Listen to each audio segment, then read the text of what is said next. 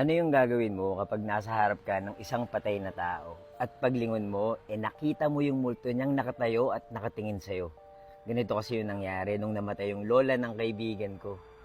Story time. Nung namatay yung lola ng kaibigan ko, pinili ng pamilya nila na dun iburol yung katawan niya sa bahay nila. Very traditional at gusto nila dun din mag-embalsamo yung embalsamador sa kwarto kung saan namatay yung lola. Sa mga hindi nakakaalam, ang embalsamador ay yung mga taong naglalagay ng chemical o formula sa mga bangkay para hindi madaling maagnas. Karaniwan, sa funeraria to ginagawa. Ako nga pala si Buji at mahilig ako mag-story time. Kung di nyo pa ako pina-follow, i-follow nyo na ako. So, ginawa nga yung trabaho sa kwarto kung saan namatay yung matanda. Inabuksan ng embalsamador yung bintana. Siguro kasi masyadong malakas yung amoy at saka mainit. Maganda yung lola ng kaibigan ko kahit kulubot yung balat. Mahaba at puti yung buhok. Payat pero matangkad. Tinimulan na ng embalsamador yung trabaho niya. Pero pagkalipas ng ilang minuto, biglang tumaas yung balahibo niya. Napalingon kasi siya sa labas. At doon, hindi niya inaasahan yung nakita niya sa bintana ng kapitbahay. Isang matandang babae, matangkad at payat, puti at mahaba yung buhok. Maganda kahit kulubot na yung balat. Napayuko siya para tignan yung bangkay na tinatrabaho niya. At doon, mas lalong bumilis yung tibok ng puso niya. Pagsilip niya ulit sa bintana, nandun pa rin yung matandang babae.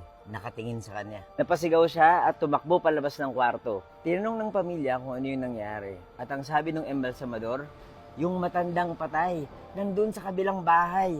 Nakatingin siya sa akin. Tumawa ng malakas yung pamilya.